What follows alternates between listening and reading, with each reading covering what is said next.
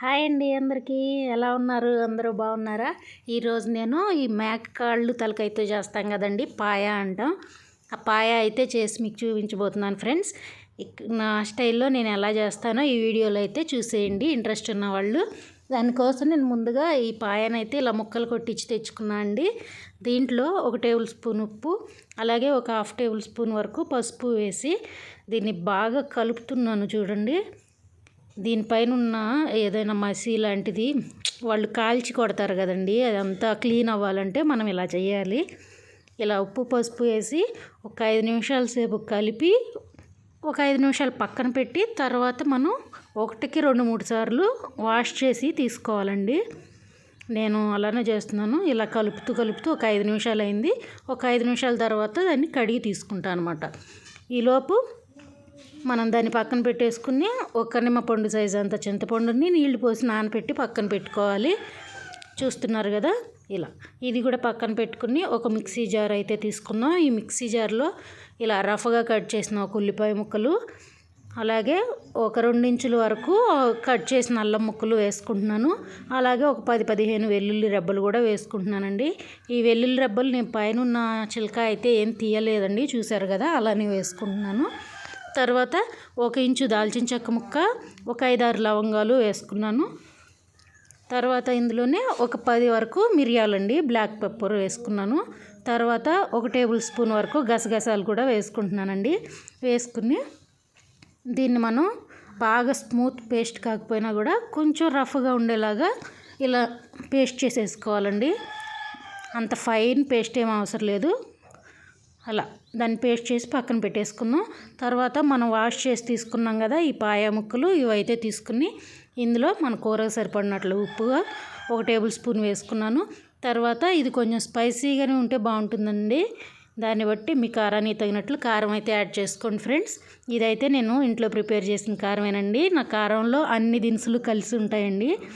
ఎవరైనా ఈ రెసిపీ కావాలనుకుంటే మన వీడియోస్లో ఆల్రెడీ అప్లోడ్ ఉందండి, వెళ్ళి చూసేయచ్చు.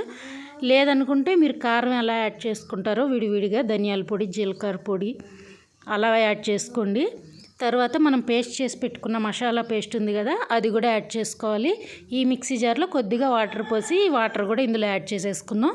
తర్వాత కూరకు సరిపడినట్లు ఆయిల్ కూడా అయితే యాడ్ చేసుకున్నాను, చూసారు కదా. ఇప్పుడు ఇవన్నీ బాగా ఈ పాయ కలిసేలాగా మనం అయితే మిక్స్ చేసుకోవాలి ఫ్రెండ్స్. ఇలా అనమాట. ఇలా మిక్స్ చేసి గరిటె పెట్టి కూడా ప్రతి ముక్కకి పట్టేలాగా మిక్స్ చేసుకుందాం. మిక్స్ చేసి ఒక 5 నిమిషాలు అయితే పక్కన పెట్టి తర్వాత ఇందులో మనం వాటర్ పోసేసుకోవాలండి. దగ్గర ఒక లీటర్న్నర వరకు వాటర్ అయితే ఇందులో పోసేసుకోవాలి. నేను చూపిస్తాను. ఇలా అనమాట. నేను బాగా మిక్స్ చేసి ఇందులో అయితే వాటర్ పోసేసుకుంటున్నానండి.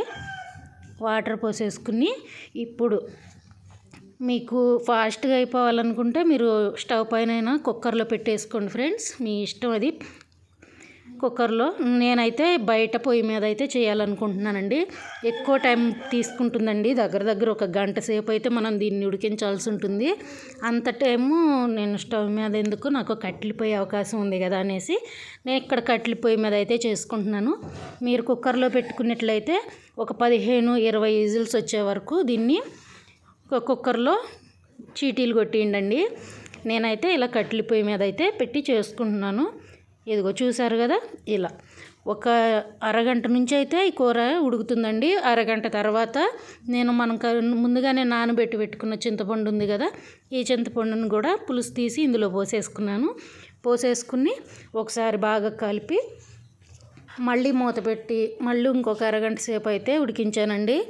పాయ ముక్కలు చక్కగా ఉడికిపోయాయి. దీన్ని ఈ చలికాలంలో ట్రై చేసి చూడండి ఫ్రెండ్స్, చాలా బాగుంటుంది.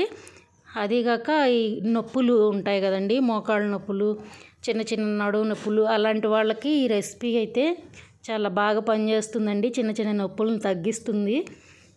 చిన్నపిల్లల్లో సీజనల్గా వచ్చే చిన్న దగ్గు జలుబులు కానీ, కాల్షియం లోపం ఉన్న వాళ్ళకి కానీ మంచి ఇమ్యూనిటీ బూస్టర్ లాంటిదండి ఈ పాయ రెసిపీ అయితే. ఒకసారి మీకు కూడా అవకాశం ఉంటే ట్రై చేసి చూడండి ఫ్రెండ్స్. ఇలా అనమాట, మీతో మాట్లాడుతూ మీకు చెప్తూ మన కర్రీ అయితే రెడీ అయిపోయిందండి. ఎలా అనిపించింది వీడియో? నచ్చిందా మీకు? నచ్చితే ఒక లైక్ చేయండి. అలాగే కొత్త వాళ్ళు అయితే ఛానల్ సబ్స్క్రైబ్ చేయండి అబ్బా, ఎంతో కొంత సపోర్ట్ చేయండి. నాకు కూడా మంచి మంచి వీడియోస్ చేయాలన్న ఇంట్రెస్ట్ రావాలంటే మీ సపోర్ట్ అయితే ఉండాలి కదా. సబ్స్క్రైబ్ చేసుకుని ఏమన్నా డౌట్లు ఉన్నా, నాకు ఏమన్నా సలహా ఇవ్వాలనుకున్నా కామెంట్ చేసి చెప్పటం మర్చిపోకండి.